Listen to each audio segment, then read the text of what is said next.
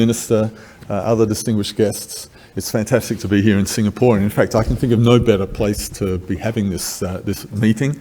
This is a country which really has identified this as an issue and is taking significant steps to move forward, so it's fantastic to be here. Now this, as Sharon has explained, is a workshop on healthy longevity, and there are some implications of that. She told you about our goals, which are very ambitious. We want to be disruptive. We want to set a new agenda and change the world and make it a better place. But how are we going to get there?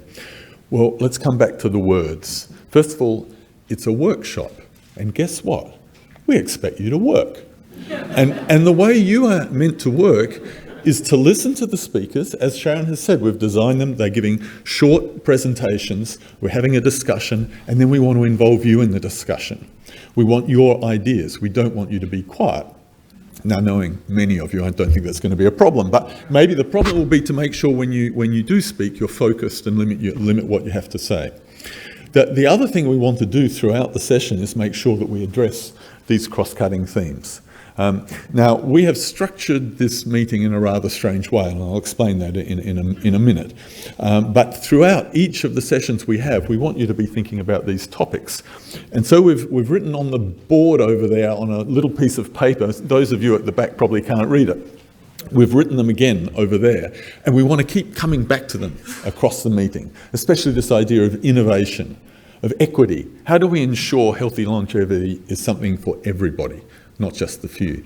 How do we address underlying issues like ageism? So we want to keep coming back to these things.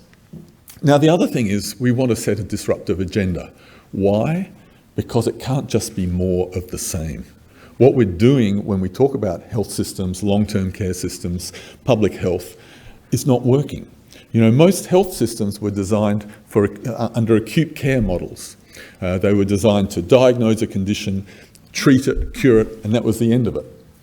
But as populations age, people experience chronic conditions, and they experience multi-morbidities, and those complex chronic conditions require ongoing management.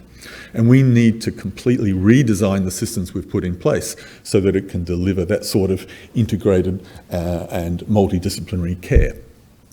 The next thing is we have tried to structure this because we didn't just want to reinforce the same systems, not starting from systems, not talking about health systems, long-term care systems, whatever labels you want to put on them.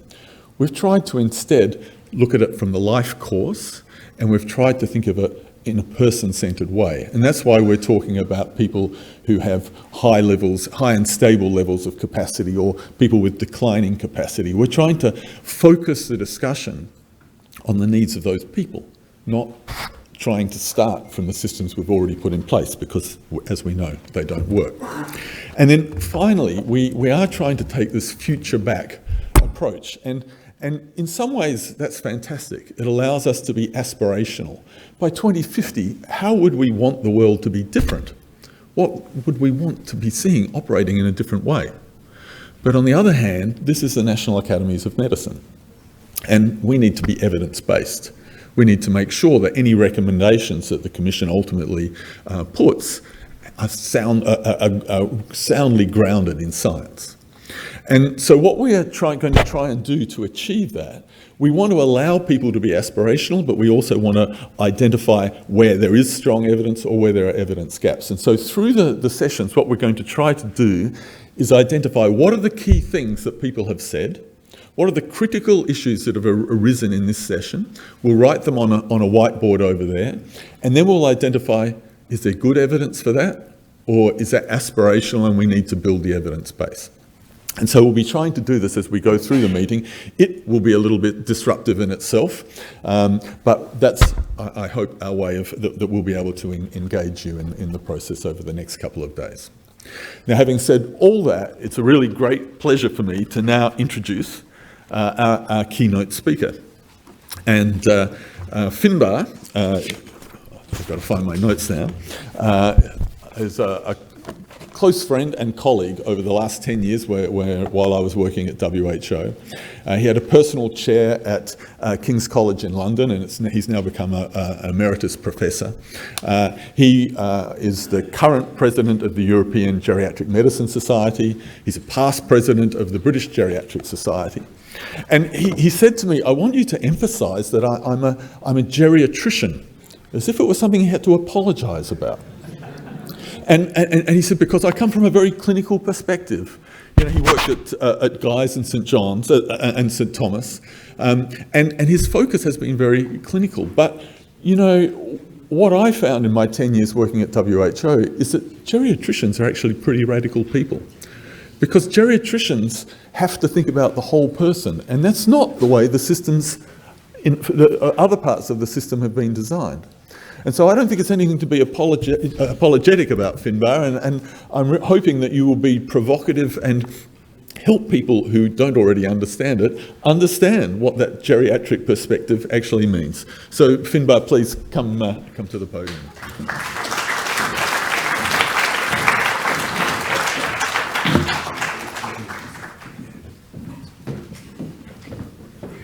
Thanks.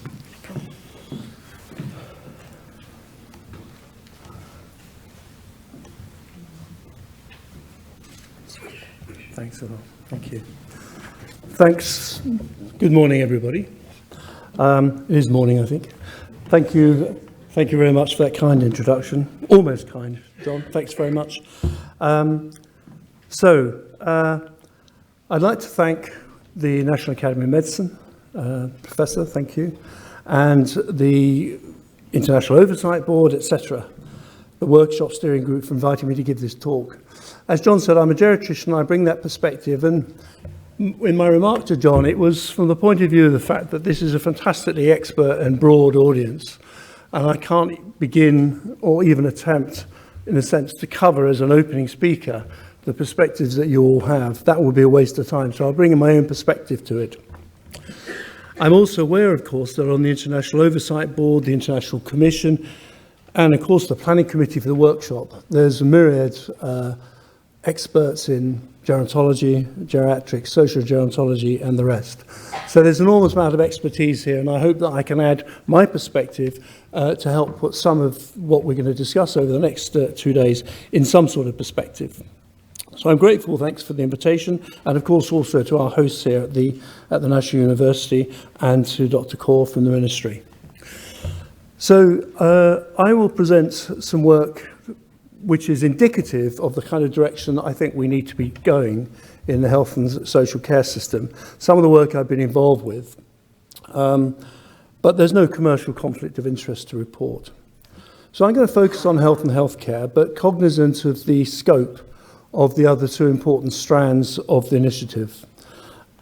So if we think about now, we have already talked about the society, the community, politics, geography, the whole myriad background in which people are born and live and get old, and which shapes their life in so many ways.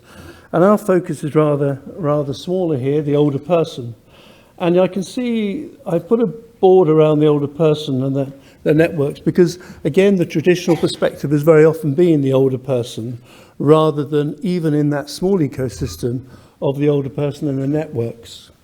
And if we broaden that to the health and social care provided, we will often find that that is also siloed, so that individual providers are disconnected with one-on-one sort of relationships with the older person, not necessarily with their networks.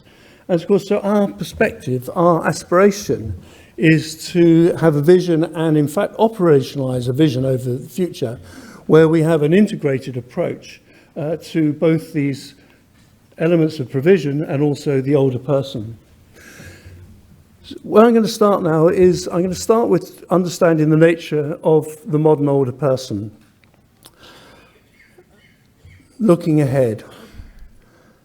So here is the modern older person carrying their history with them, and that history is a full history. Genes, maternal health, childhood development opportunities, and so on and so forth. So everybody enters that period of their life, with this, and with a unique package of all these different things, unique to them, but also in many ways representative of the cohort that they're part of. So, of course, aging is reinvented in a sense continually as we as the humans evolve over time in terms of our societies. So each cohort will also be different, but certainly individuals are so different. And I want to go into that individual bit in a bit more detail now. So to package that first bit that I spoke about, the history on your back, genetics, and I thought it might be helpful to describe the rest as living the life you can live. Living the life you can live suggests possibly a certain kind of passivity, a lack of autonomy, and I don't mean to imply that. But what I do mean to do is to emphasize that living the life you can live is that life that you live within all the constraints, political, social, cultural, and indeed the time that you're living, that actually shape those individuals. And to emphasize that that is a thoroughly changing and changeable scene. So right at the beginning of our understanding of aging, then, we have to emphasize that potential for change, and that inexorable change, whether we like it or not, will be changing. But for the individual, that process of living produces a whole load of changes, generalized, often diffuse changes across bodily systems and cells, and also a range of single organ or single cell age-related changes. You could actually replace that word age-related changes as living-related changes. I think they mean the same thing. And in terms of those changes, then, we have the play of chance, which is an important factor, but we also have specific risk exposures, asymmetrically distributed across the population and across geography and across social class, but working hand in hand and inexorably in each individual person to uniquely produce the changes that they experience. And those changes can then be conceptualized in separately as those that we're familiar with in terms of our kind of traditional approach to medicine, which is medical conditions, which we identify through reasonably stringent diagnostic criteria. But of course, increasingly, a whole range of subclinical changes through multiple mechanisms. These mechanisms may well be explored a little more in workshop 3, where the biology of aging will be explored in more detail than here. So I'm not going to go there. And indeed, the variation in the lives that people can live will be looked at have been looked at more in workshop 1, so I won't go there, important though it is. But what I want to emphasize then is that we conceptualize these two approaches, the medical conditions on the one hand and subclinical change on the other. One of the things that I was asked with a colleague on the bus on the way in, what have I noticed has changed as a geriatrician over the last 20 years? And what I would say is that in both our conception of the individuals that we're working with as patients, and also the reality, I think, of the way patients are, is a shift, a change in the balance between these two. Whereas 20, 25 years ago, geriatrics was about explaining what we found in terms of identifying unmet need through the prism of medical diagnosis. Increasingly, we do that actually through identifying and being aware of subclinical diffuse changes which are driving their health state, but don't fit into that paradigm. But of course, within each individual, these things are existing exactly. The concepts could be separated, but the reality is one, is united. And together they result in changes that are measurable in the individual, and they lead to a variety of outcomes, for example, death, but also the functional abilities, the ability to get on with society, health-related quality of life, one way of measuring it, and healthcare use.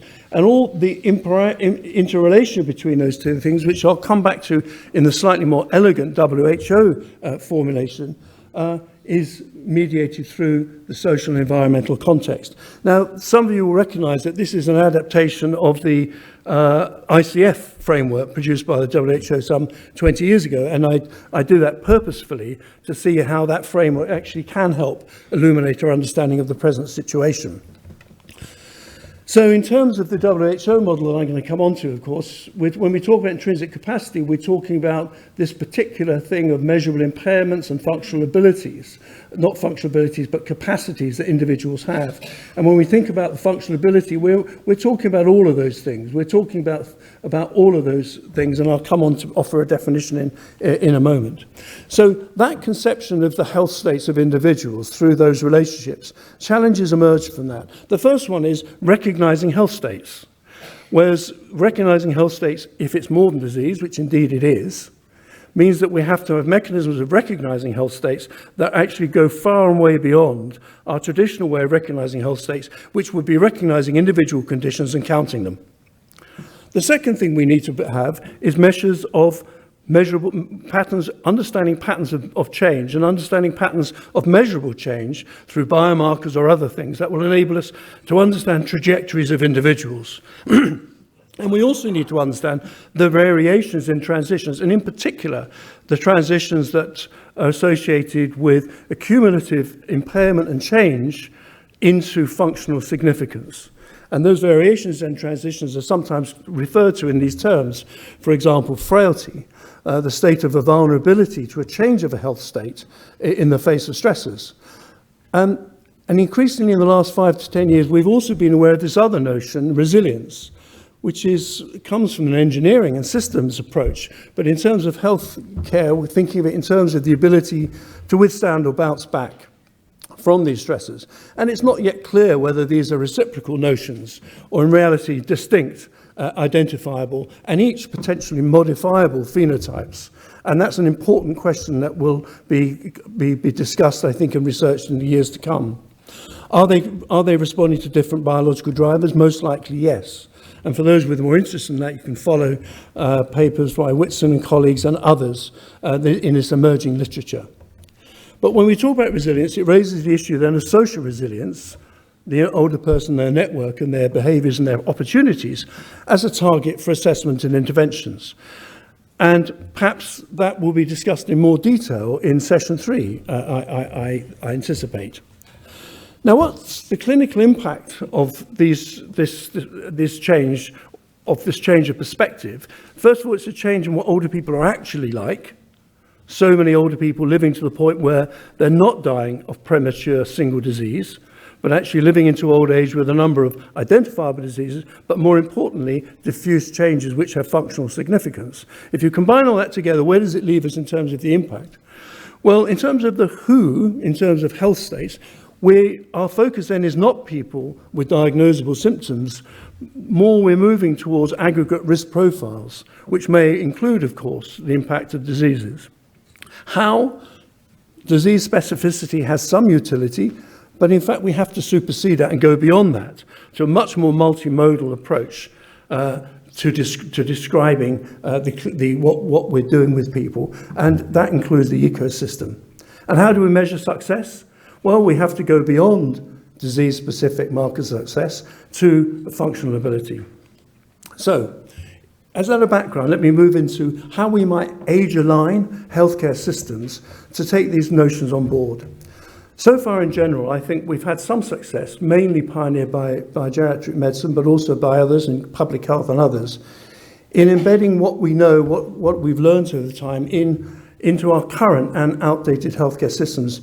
And I'm going to talk briefly about these 3 issues: primary community care, changes in acute hospitals, including interspecialty collaboration. So to start with, there have been many attempts in primary and community care, sometimes based explicitly in primary care, otherwise sometimes more in community health services, and many trials to try and identify upstream changes in individuals which may be amenable to modification with perhaps personalized goal setting and interventions, with a view to changing the future of that individual and changing that future, the individual's relationship with healthcare use. So usually it's about helping that person feel better in the future and also use health service resources or social care resources less. Now, in reality, if we look, I think, cold-bloodedly, the early trials have been relatively disappointing. And a recent Jonah Briggs database systematic reviews, a very interesting review about 2 years ago now, looked at a number of those interventions to prevent free frailty, as we would now call it, although some of those early trials didn't use that word, and the progression of frailty in older adults. And in the systematic review, broadly speaking, I think we would say that the results are underwhelming. Why? Wrong target populations, maybe, wrong interventions, wrong dose of interventions, participation limited, uptake and adherence, wrong outcome measures. Maybe they were successful, we were measuring the wrong things, maybe we were measuring them at the wrong times. So there are many potential reasons why. And there are many new efforts now to co-design combined and targeted interventions, with often quality improvement science being used to improve implementation. And there is encouraging news now, and I think there's more encouraging news on the way. So, for example, the LIFE-P study in the United States, which clearly at least is a proof of concept of certain types of interventions with an emphasis on physical activity, can be highly effective. And we know, for example, in terms of that diffuse change in an individual, that people who are highly physically active already, like master athletes or habitual cyclists, have reduced age-related immunosenescence compared with others. And I say that just to demonstrate one interrelationship between a simple activity, physical activity, and what we previously might have regarded as immutable, unmodifiable age-related change. And so it's not only are there differences between individuals, but actually individuals can be modified by their activity. So the LIFE-P study is working there on one aspect, and other studies like Finbarr and Sprint are working on others. So the Finbarr study, which was reported from Finland, quite a lot of participants, sort of young, old people at relatively higher risk of functional difficulties, 2-year multi-domain intervention, and that actually shows some very encouraging changes, notably reduction in cognitive decline. But importantly as well, important lessons were learned about how you might actually do this, and they result in a toolkit for implementation of that approach. Currently ongoing is the Sprint randomized control trial, which again is a multi-component treatment strategy with a focus to reduce sarcopenia and frailty, the key sort of unifying concepts in diffuse age-related changes. So all this is worthwhile and encouraging, and proof of concept at least, but achieved in expert hands in research context. For wider implementation, I think we need a consensus on a concept model, an orientation towards feasible community-based implementation across the globe, and guidance that enables adaptation and integration. And I think the WHO Aging Report and subsequent work begins to give us that. So if we look at the World Report on Aging and Health's conceptualization of this area, it defines well-being, it defines functional ability, comprising the health-related attributes that enable a person to be able to do what they have reason to value. And what shapes functionability? Well, not surprisingly, intrinsic capacity, a composite of all those physical and mental capacities of an individual I described earlier, in terms of the ICF framework described as impairments and task capabilities. And of course then the environment, in the broadest possible sense of the environment, which are those enablers, aren't they, that were discussed in workshop 1. So functionality is made of those two and their interrelationship. What are the important determinants of overall intrinsic capacity and the associated losses of function? Well, substantial work led by the WHO, drawing on longitudinal databases, has begun to identify the key issues: vitality, not entirely well understood in terms of its ingredients, locomotor function, cognition, sensory, hearing and vision, and psychosocial factors. So there's the beginning of an appreciation of, in a sense, what might be the domain targets that one might want to modify, and also to measure in a longitudinal sense. Now, this again is pulled from the Aging Report, and it demonstrates the mean trajectories of intrinsic capacity and functional ability. And there's 2 important points here. The first point is the high and stable capacity, high and stable intrinsic capacity, declining capacity, and a relatively brisker declining capacity in older age, on average, of course. But also that separation of functional ability from intrinsic capacity, demonstrating the power of the environment and the relationship with the environment to modify the impact of changes in intrinsic capacity.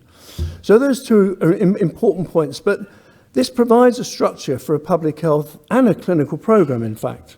So if we look at this high and stable capacity, where we're talking about prevention, early detection, promoting capacity in behaviors, in other words, enablers, promoting enablers, we're talking about then identifying and reversing or slowing declines in intrinsic capacity. And then later on, where we're talking here in workshop, in session 4, about how we respond to significant loss of capacity, where people have manifest functional difficulties, and where the broad approach needed includes both preservation of intrinsic capacity and active and integrated response to declines in functional ability. So this gives us a model, I think, helps, and it may well help us, therefore, to, in a sense, conceptualize across the globe how we can have a unified approach, although the operationalization of that approach will clearly be different. So how can this help then? Well, as I've said, it helps in terms of measurement. It helps through cohort trends, perhaps to inform policy and the efficacy of policy. It could also be used at levels of individual to monitor. I come back to earlier on, we were talking about how do you measure change? Do you measure it through disease-specific markers? This offers a completely different perspective. It enables potential stratification, so you can begin to identify target groups for particular sorts of interventions. And of course, the understanding of the factor structure of intrinsic capacity enables us to provide a focus for interventions, as well as potentially things to measure. And the WHO has made significant progress on assessment. How can you assess those domains? Significant progress, and that was published in a WHO document just in October. And that links to interventions which have recently been described in PLOS Medicine. My team, including John Beard and others in the room, but also describes in some detail the evidence-based interventions that address those intrinsic capacity domains.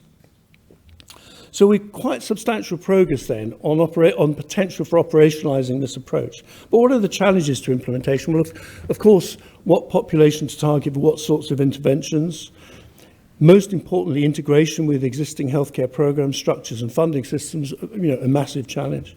Assessment, the feasibility in the field to identify individuals with significant declines in intrinsic capacity, and the issues then that we mustn't forget. And of course, massively the workforce in terms of numbers and skill. But despite these challenges, there are many successes that are either beginning or in fact ongoing in beginning to apply this, both in terms of systematic assessment and beginning in terms of actually systematic interventions. So there's a number of these, and I'm hoping that we'll hear some examples of this again in session 3.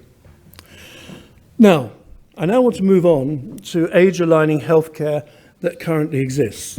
As I said, so far in general, we've been embedding what we know in outdated healthcare systems. And I'll talk a little bit about the scene in acute hospitals and the prospect of beginning the process of transforming the way we organize providers through demonstrating the power of inter-specialty collaboration. I'll consider 3 aspects. First of all, a bit about looking at the case mix, i.e., what are our patients about? What are they like? Through a different prism, the prism of frailty and comprehensive geriatric assessment. And I'll then talk a bit about CUDA-based risk assessments and optimization. Okay, so what I'm going to talk about now is indicative, and quite a lot of it comes from the UK, not because this is unique or better than the rest of the world, but because I'm familiar with it, and it's indicative of the story. So first of all, following an interesting paper in The Lancet just 18 months ago, it talked about the development of and validation of a hospital frailty risk score. Now, let me just briefly assess what that is. This is a way of looking at large numbers of individuals who've been through a hospital system and have quite a bit of information about those individuals when they leave, say, a hospital episode. And beginning to actually look at those people in terms of clusters, not through their primary diagnosis, a surgical patient, a medical patient, a cancer patient, but through their other attributes, culled with various levels of efficiency by the coding systems. And then translating that into an accumulative score, which describes something which we'll call frailty for this purpose, although, as you know, frailty is defined in many, many different ways. And this hospital frailty risk score then is a way of combining lots of information under the sort of general notion of these are frail individuals with geriatric syndromes. And the next thing then is to look at where are these individuals in the healthcare system.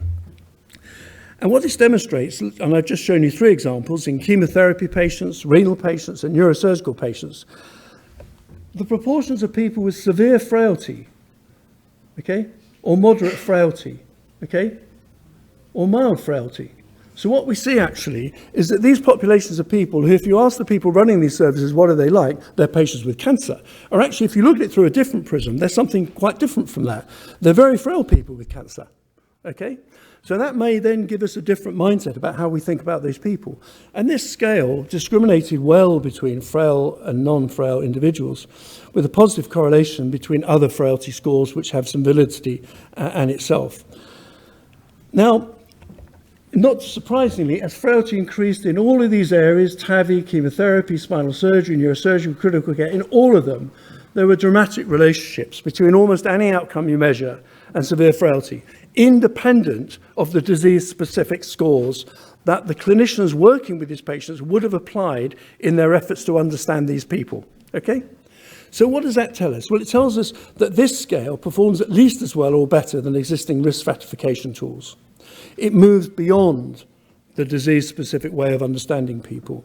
It operates at the patient population level, not necessarily, it's not yet been validated to say this is a clinical utility with an individual, but what it does is it alerts you to the need for a frailty or geriatric perspective on those individuals. And of course, the key issue here is this could prompt service redesign. Traditional ways of looking at medicine through healthcare, through medicine, surgery, cancer, and so on, are completely outdated in terms of their organization, their workforce, and their education and their research. That's really the lesson of this. The next thing I want to talk about is CGA-based or frailty-based assessments for clinical decisions. I'm going to give you an example of a piece of work then that's been going on in the English National Health Service, and that's something called an Acute Frailty Network. What is this? Well, it's an improvement program to support early recognition of people living with frailty who present to urgent care. Now, that's a mundane task, isn't it? You might say, well, obviously we need to do that, but actually it's not done. Urgent care systems are very good at identifying how ill are you, the acuity of your illness. They're not good at recognizing your vulnerability to the whole event in terms of your frailty. And this program is now active in about 50% of acute hospitals in England, and what it's doing is demonstrating the ability to routinely recognize and then make sensible responses in the light of recognizing that this is a person living with frailty, which you can also quantify, who's now presenting with this particular medical or surgical problem. And you can use a simple tool such as the clinical frailty scale to describe that frailty, and that can be done very quickly, and it can be done reliably by people who don't think they know anything about frail older people.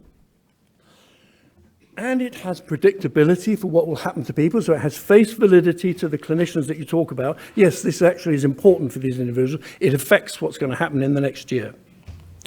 So how does it help? Well, it provides a guide to the likely clinical course of those individuals. It alerts you also to the possibility that these individuals have very different priorities for what they want out of this interaction with health services. What matters to them, not what is the matter with them. And it guides, therefore, the next clinical steps, along with other things that you need to be aware of. And in terms of health service planning, it guides you about what skills may be needed. And therefore, it alerts you to the fact that this is a group of people with a high risk of delirium, and if we could, to implement broadly across all healthcare systems, innovations such as the HELP program that Sharon Inouye has developed and disseminated across the United States and is adapted in the UK, in order to systematically expect, identify, and respond to the risk of people developing delirium. The next thing to talk about is a geriatrics approach, the comprehensive geriatric approach to optimization and interdisciplinary care. Now, briefly, this is an example of a national level interdisciplinary collaboration between orthopedic surgery and geriatric medicine in England and Wales, based around clear-cut standards of care with recognizable objectives and ways of achieving them. Over a 10-year period, this has been associated with increased adoption with national audit with case ascertainment of 95%. It's with peer review online web-based feedback of performance comparatively over time and between hospitals and publicly available.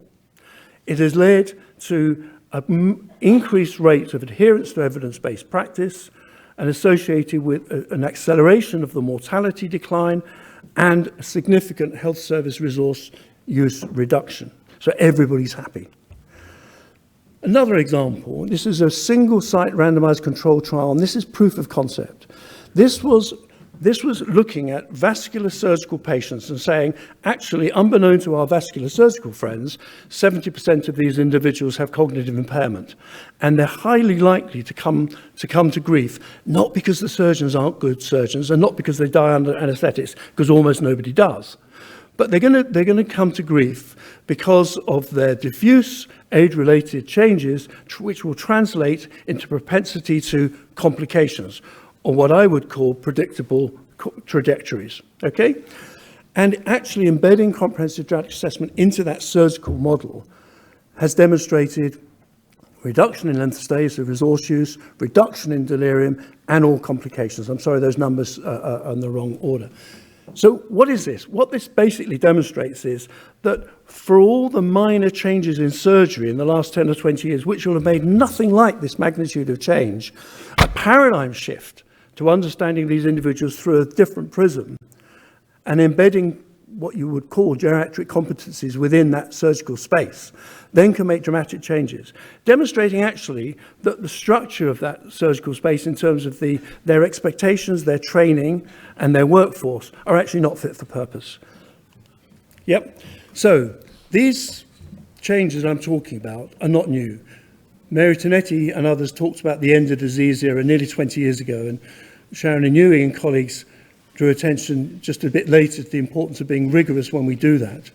But there are obstacles which we know, political, cultural, theoretical, and financial, to system change. But I would raise just one thing which I think is a sign of change, certainly in England. Recently, a short article in the British Medical Journal signed by our Chief Medical Officer and virtually every influential person in a medical body, including the General Medical Council, basically saying it is possible and desirable to have both a specialist and generalist skill set. The shift to maintaining generalism should accelerate in selection, training, and reward. In other words, the penny's dropped. Okay, the penny's dropped at a high level. So signs of change are good, and I think there's cause for optimism. Thank you. That's it.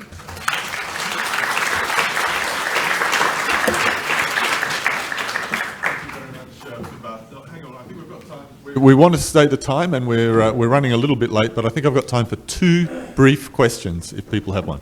Jack, over here. Finbarr, thank you very much.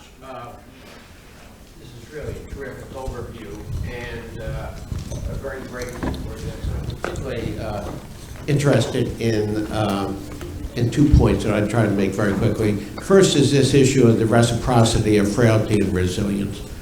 And I think that it's important to emphasize resilience. And we and others have studied this and found that many older individuals do quite well for long periods of time. There is not this inevitable decline in function. And I think we need to be open to the concept that the drivers of success may not be the reciprocals of the drivers of frailty. They may just be the absence of some of these illnesses you point out, but there may be other factors, social, economic, etc. The second is your emphasis on evidence, which John Beard mentioned, and your emphasis on the importance of evidence which is disappointing as well as evidence which is positive. Within the last 2 weeks, there's been a major study published in the New England Journal of Medicine by Amy Finkelstein and her colleagues at MIT, showing that the Camden Coalition approach to individuals hospitalized with social determinants of health, poverty, homelessness, a very intensive interdisciplinary approach, randomized clinical trial, 800 individuals, no benefit at all to this very intensive, expensive intervention. So it's important to test things rather than just assume that they're going to work if we're going to develop meaningful programs. Thank you, Finbarr. Thanks very much. Finbarr, I'll get one more and then you can respond. And if people can just say who they are, so this is Jack Rowe, everybody probably knows him anyway, but if another question. Yeah. Keynote from Chinese University of Hong Kong. Thank you very much for the very excellent presentation. One of the issues that you didn't cover in the barriers is the education of our health professions. Because when we look in terms of the origin of care, the clinicians aren't interested in the systems approach or anything beyond what they were trained. And when we talk about changing the practice of health practices, we are still medicalizing a lot of the issues. So how do we link up some of these health issues that we need to address in terms of frailty, the needs of older people, and when we're training people by specialties? So it's really to me, one of the key barriers is the education of our professions, especially the medical professions. And how do we create the systems of specialization where people will understand that the person that you treat has other things other than the specialty that you're trained in? That's a fantastic question. I was going to ask it myself, but can I add something to it before you respond, Finbarr, which is you did wear your geriatrician's hat and you talked about frailty, which is really towards the end of life. Can we apply this earlier across the life course? And should we be also thinking about how we restructure systems in a way that enables that to happen at earlier stages, not just towards the end?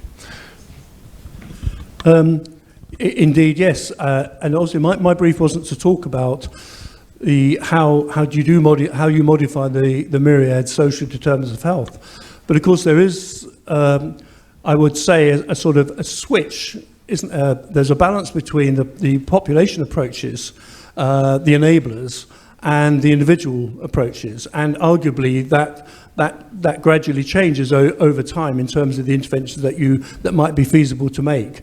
But I think that the early and midlife factors are going to be crucial in sort of giving people the opportunities for healthy old age. And I think that in terms of how health and social care participate in that, for those individuals, a minority of individuals who need that, having this broader perspective about identifying change is going to be important. Now, I haven't talked at all about technology, how you might do that. We heard an example earlier on from the Minister, but there are a number of ways in which people may become more aware and may be able to alert others to gradual declines in aspects of their intrinsic capacity, which can then trigger either changes by themselves or changes in collaboration with others. And the ability to make those changes is going to be highly dependent on the environmental enablers and constraints around them to do that. So I think that these things are intrinsically linked, although the balance between them varies over time. Okay. So thank you. I think we need to keep to time. I'd ask you all to thank Finbarr. And I think for the purposes of what I said before on the whiteboard, I picked up a number of things I'll put up there and perhaps you'll add a few. One of them is the importance to think beyond disease as we look forward, to be starting to thinking about the underlying age-related changes and how we can monitor those, how they can feed in and influence care. I think also you were talking about how we need to think about the older person and their networks, so we need to be thinking about the context and the environment, how it's influencing this in all sorts of different levels, and maybe you can help me pick up another one, but I'll put them up on the board and we can refer to them later. And the workforce issues. And the workforce issues. Excellent. So thank you again, and let's break now. We've only got 15 minutes, so I ask you to be back here on time so we can keep to time.